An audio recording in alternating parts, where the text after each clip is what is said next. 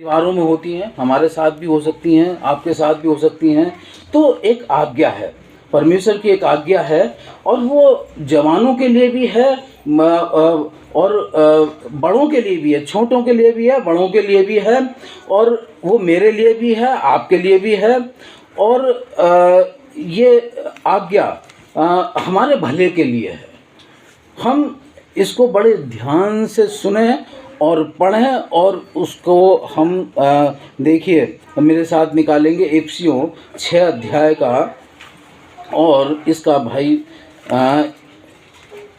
1 और 2 पद पढ़ दो भाई, 1 और 2 पद। हमें सुधरने की आवश्यकता है, पढ़ो भाई। हे बालकों, प्रभु में अपने माता पिता के आज्ञाकारी बनो, क्योंकि यह उचित है। अपनी माता और पिता का आदर कर, यह पहली आज्ञा है। उसके साथ प्रतिज्ञा भी है कि तेरा भला हो और तू धरती पर बहुत दिन जीवित रहे। देखिए, ये परमेश्वर का वचन है, ये आज्ञा है, और ये हमारे सुधार के लिए है। अगर कहीं गड़बड़ है, परिवार में कहीं गड़बड़ है, हमारे जीवन में कहीं गड़बड़ है, बच्चों में गड़बड़ है, जवानों में गड़बड़ है, तो हम इसको सुधार लें। परमेश्वर की आज्ञा है, हे बालकों, प्रभु के लोगों, सुन लो, प्रभु में अपने माता पिता के आज्ञाकारी रहो, अपने माता पिता के आज्ञाकारी बनो, क्योंकि ये उचित है। और इसके साथ एक प्रतिज्ञा जुड़ी हुई है। प्रतिज्ञा क्या है? कि अपनी माता और अपने पिता का आदर कर, और ये पहली आज्ञा है जिसके साथ प्रतिज्ञा भी जुड़ी है कि तेरा भला हो और तू धरती पर बहुत दिन रहने पाए। ये प्रतिज्ञा है। जो बच्चे, जो औलाद अपने माता पिता का आदर करते हैं, उनके साथ प्रतिज्ञा है कि वो ज़्यादा दिन चलेंगे इस दुनिया में, ज़्यादा दिन चलेंगे, और वो उनका भला होगा। ये प्रतिज्ञा है। परमेश्वर का वचन झूठा नहीं हो सकता, परमेश्वर का वचन झूठा नहीं हो सकता। इस वचन को हम सबको जानने की ज़रूरत है, अपने आप को सुधारने की ज़रूरत है, जवानों को सुधारने की ज़रूरत है। अगर हम अपने माता पिता के आज्ञाकारी नहीं हैं उनके, तो हम समस्याओं में फंस सकते हैं। मेरे साथ निकालेंगे, देखिए पहले हम इफिसियों और इसी का हम 5 अध्याय का भाई 15 पद पढ़ें। इसलिए ध्यान से देखो कि कैसी चाल चलते हो, निर्बुद्धियों के समान नहीं, पर बुद्धिमानों के समान चलो। देखिए, ये हम सब के लिए है। जवानों सुन लो, इसलिए ध्यान से देखो कि कैसी चाल चलते हो। ध्यान से देखें, हम अपने आप को देखें, हमारे अंदर क्या कमी है, हम कौन सी चाल चल रहे हैं, किधर जा रहे हैं, हम क्या कर रहे हैं, हमारा उठना बैठना, चलना फिरना, बोलना चालना कैसा है। हम ध्यान से देखें। निर्बुद्धियों की नाई नहीं, पर बुद्धिमानों की नाई चलो। तो वो औलाद जो अपने माता पिता का दिल दुखाते हैं, वो समझ लें, जान लें। वो बच्चे, वो व्यक्ति जिनके माता पिता जिंदा हैं और वो सामने हैं, वो सब ध्यान से सुन लें। ऐसे व्यक्ति जो अपने माता पिता का निरादर करते हैं और उनकी परमेश्वर की दृष्टि में जो आदर करते हैं वो उनका भला होगा। लेकिन जो निरादर करते हैं उनके साथ में भी बहुत कड़ा वचन है। हम ध्यान से सुने और हम देखिए नीति वचन 15 अध्याय और इसका 5 पद पढ़ें भाई।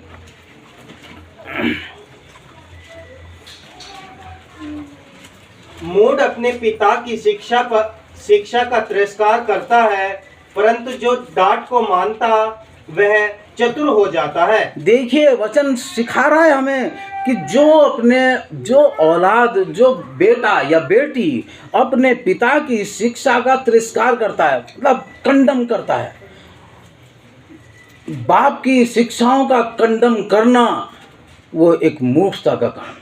मूर्खता। ऐसे व्यक्ति मूर्ख हैं जो अपने पिता की आज्ञाओं का तिरस्कार करते हैं। उनकी शिक्षाओं का तिरस्कार करते हैं वो मूर्ख हैं, लेकिन जो अपने बाप की डांट को मानता है वो बहुत चतुर है, बुद्धिमान होता है, वो बहुत बुद्धिमान होता है। तो प्रभु का वचन बता रहा है कि तुम ध्यान से देखो कैसी चाल चलते हो, निर्बुद्धियों की नाई नहीं बुद्धिमानों की नाई चलो, बुद्धिमानों की चलो। बुद्धिमान वो व्यक्ति हो जाता है जो अपने बाप का आदर करता है, वो अपने बाप की डांट को मानता है, वो चतुर हो जाता है। और भाई इसी का 20 पद पढ़ें जी। बुद्धिमान पुत्र से पिता आनंदित होता है, परंतु मूर्ख अपनी माता को तुच्छ जानता है। देखिए मेरे प्यारे भाइयों बहनों जवानों, इस बात को ध्यान से सुन लें कि जो बुद्धिमान पुत्र होता है उससे बाप बहुत खुश होता है, बहुत खुश होता है, जो बुद्धिमानी के साथ चलता है। और मूर्ख जो होता है वो अपनी माता को भी तुच्छ जानता है। तो अपनी माता को तुच्छ समझने वालों और अपने पिता की आज्ञाओं को टालने वालों, इस बात को ध्यान से सुन लो, अपनी माता और अपने पिता का दिल मत दुखाना, अपनी माता और अपने पिता का दिल मत दुखाना, उनकी आत्मा को शोकित मत करना। प्रभु का वचन बताता है कि जो अपने पिता की आज्ञा को मानता है वो बहुत आशीष पाता है, और जो अपने माता पिता को कोसता है वो अंधकार में है। भाई निकालें 20 अध्याय नीति वचन 20 अध्याय, और भाई इसका पढ़ें आप 20 पद 20 का 20। जो अपने माता पिता को कोसता उसका दिया बुझ जाता और घोर अंधकार हो जाता है। देखिए जो अपने माता पिता को कोसते हैं, माता पिता को कोसने वालों सुन लो, जो उनका दिया बुझ जाता है, दिया बुझ जाता है। बहुत कैड़ा वचन है, हम समझ लें, इस बात को सुधार लें। अगर हमने अब तक कोई गलती की है, अपने माता पिता के खिलाफ गए हैं और वचन के खिलाफ गए हैं, परमेश्वर के खिलाफ गए हैं, तो हम सुधार लें अपने आप को, क्योंकि वचन झूठा नहीं हो सकता, वचन झूठा नहीं हो सकता, उसका दिया बुझ जाता है। इफिसुस की कलीसिया को परमेश्वर ने कह दिया, यदि तू मन नहीं फिराएगा तो मैं तेरे सामने से तेरी दीवट को हटा दूंगा। हैं, और दीवट क्या होता है? दीवट होता है जहाँ दिया रखा जाता है, जहाँ रोशनी होती है, पूरे परिवार को, पूरी मंडली को रोशनी पहुँचती है। वो दीवट हट गया, वो दीवट हट गया। हम समझ लें इस बात को कि उन्होंने अनाज्ञाकारिता की, उन्होंने कोसा, अपने माता पिता को कोसा, और क्या हुआ? उनका दिया बुझ गया और उनके जीवन में अंधकार छा गया।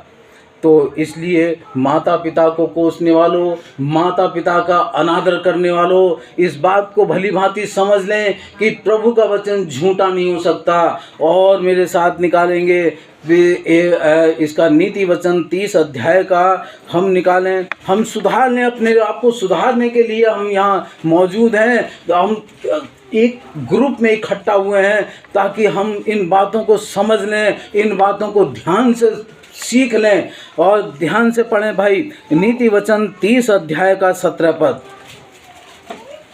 जिस आँख से कोई अपने पिता पर अनादर की दृष्टि करे और अपमान के साथ अपनी माता की आज्ञा न माने, उस आँख को तराई के कुएं खोद खोद कर निकालेंगे और उकाब के बच्चे खा डालेंगे।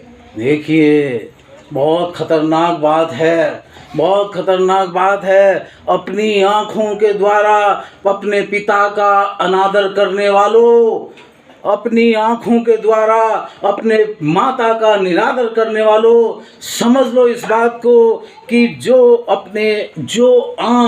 जिस आँख से हम अपने बाप का निरादर करते हैं, जिस आँख से हम अपनी माँ का निरादर करते हैं, उस आँख को तराई के कौवे खोद खोद कर निकालेंगे और उकाव के पक्षी खा जाएंगे। वचन झूठा नहीं हो सकता, वचन झूठा नहीं हो सकता। भाई मोबाइल दिखाना, मैं बताता हूँ तराई के कौवे क्या है। वचन झूठा नहीं हो सकता। अपनी माता पिता को कोसने वालों, अपनी माता पिता का निरादर करने वालों, सुधर जाओ। तराई के कौवे आँख को नोच नोच कर खाएंगे। और ये तराई का कौवा कौन है? ये तराई का कौवा है, मोबाइल ये तराई का कौवा है। इसमें बच्चे बड़े और रात दिन लगे रहते हैं, रात भर इसमें देखते रहते हैं और उन नंगी आंखों से रात के अंधेरे में इस मोबाइल को देखते रहते हैं। यह है वो तराई का कौवा। और इस मोबाइल से इसकी जो रेंज निकलती है बहुत खतरनाक होती है। मैं आपको बता रहा हूँ, ये तराई का कौवा है जो आँख को खा रहा है, आँखों को खा रहा है। जवानों समझ जाओ, ये तराई का कौवा आपकी आँखों को खा रहा है। माता पिता का दिल मत दुखाओ, माता पिता की आज्ञाओं का पालन करो। और इसकी रेंज जब आँखों को पड़ती है, पूरी पूरी रात लगे रहते हैं और धीरे धीरे करके ये आँख को नोच रहा है। ये वो तराई का कौवा है जो आँख को नोच रहा है और एक दिन अंधे हो जाओगे, एक दिन अंधे हो जाओगे। ये वो तराई का कौवा है। वचन झूठा नहीं हो सकता। हम अपने आप को सुधार लें, हम समझ लें इस बात को। वचन हमें प्रेम से रहने की बात करता है, वचन हमें मिलकर रहने की बात करता है। चाहे परिवार हो, मंडली हो, मंडली हमारा परिवार है, हम सब एक ही परिवार के हैं। हमें इन बातों को देखना है, अपने बच्चों को सिखाना है, अपने भाई बहनों को सिखाना है। और देखिए हमें ध्यान से चलना है, ध्यान से। एक दृष्टांत मैं पढ़ूंगा, एक घटना पढ़ूंगा और उसके बाद हम ख़त्म करेंगे। देखिए मेरे साथ निकालें, मरकुस रचित सुसमाचार में से हम एक वचन पढ़ेंगे। मैं जल्दी ख़त्म करूंगा भाई, समय मेरा लगभग पूरा हो गया है। मरकुस रचित सुसमाचार और भाई इसका निकालें आई थिंक 8 अध्याय, हाँ 8 अध्याय। और यहाँ पर एक घटना है, यहाँ पर एक घटना है। बैतसैदा में प्रभु यीशु मसीह गया है। 22 पद। वे बैतसैदा में आए और लोग एक अंधे को उसके पास ले आए और उससे विनती की कि उसको छुए। देखिए यहाँ एक घटना है। प्रभु यीशु मसीह बैतसैदा में गया और लोग एक अंधे को उसके पास लेकर आए और ये इस उम्मीद से लाए कि वो उसको छुए और वो चंगा हो जाए। प्रभु यीशु मसीह ने उस अंधे का हाथ पकड़ के वो बाहर ले गया, गांव से बाहर ले गया और उसको छुआ और फिर उससे पूछा कि तू क्या देखता है, तू क्या देखता है। तो उस अंधे ने कहा भाई इसका पढ़े 23 पद। वह उस अंधे को हाथ पकड़कर उसे गांव के बाहर ले गया और उसकी आंखों में थूक कर उस पर हाथ रखे और उससे पूछा, क्या तू कुछ देखता है? उसने आंख उठाकर कहा, मैं मनुष्यों को देखता हूँ, वे मुझे चलते हुए पेड़ों जैसे दिखाई देते हैं। अब देखिए ये अंधा व्यक्ति, आंख इसकी ठीक हो गई और फिर भी इसे सही नहीं दिखाई दे रहा, इसे दिखाई नहीं दे रहा। प्रभु का वचन इफिसियों में कह रहा है कि ध्यान से देखो कैसी चाल चलते हो, ध्यान से देखो। और ये अंधा कह रहा है, जब इससे पूछा गया तुझे क्या दिखाई दे रहा है, कि हाँ आदमी दिखाई दे रहे हैं चलते फिरते और ऐसे लग रहा है पेड़ चल रहे हो। पेड़ चलते हुए आदमियों को पेड़ दिखाई दे रहा है, उसे हैं आदमी उसे पेड़ नजर आ रहे हैं। फिर प्रभु यीशु ने फिर दोबारा उस पर हाथ रखा और फिर पढ़े भाई इसका 25 पद। तब उसने दोबारा उसकी आंखों पर हाथ रखे और अंधे ने ध्यान से देखा, वह चंगा हो गया और सब कुछ साफ साफ देखने लगा। हाँ, जब दोबारा उसने हाथ रखा और फिर अंधे ने ध्यान से देखा और फिर चंगा हो गया। कई बार हमारे एक बार समझ में नहीं आती, एक बार में समझ में नहीं आती, उसको दोबारा पढ़ें, दोबारा से देखें। एक चीज़ हमें दिखाई नहीं दे रही, हमें दिखाई दे रही है कि ये चीज़ गलत है, उसको हम इग्नोर कर रहे हैं, उसे ध्यान से देखें। एक वचन समझ में नहीं आ रहा, उसे ध्यान से पढ़ें, बार बार पढ़ें, दोबारा पढ़ें, दोबारा समझ में नहीं आ रहा, तीसरी बार पढ़ें, बार बार पढ़ें, ध्यान से देखें।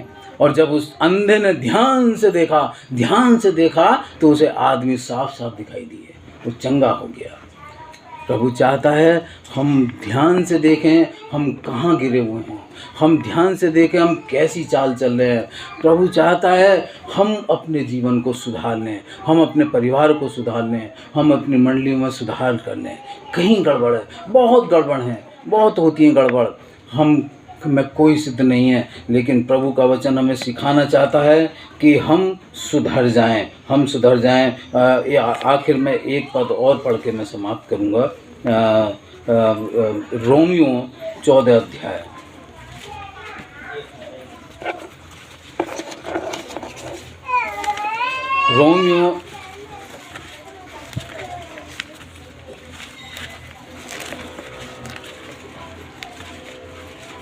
रोमियो 14 अध्याय का 15 पद पढ़ दें भाई, सॉरी 15 नहीं 19।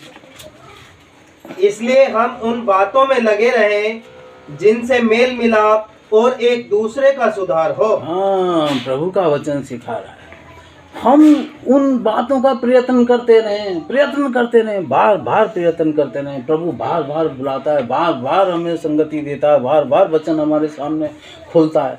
ये कोई नया वचन नहीं है, प्रभु बार बार बताता है, बार बार। इसलिए हमें उन बातों का प्रयत्न करना है जिससे मेल मिलाप और एक दूसरे का सुधार हो।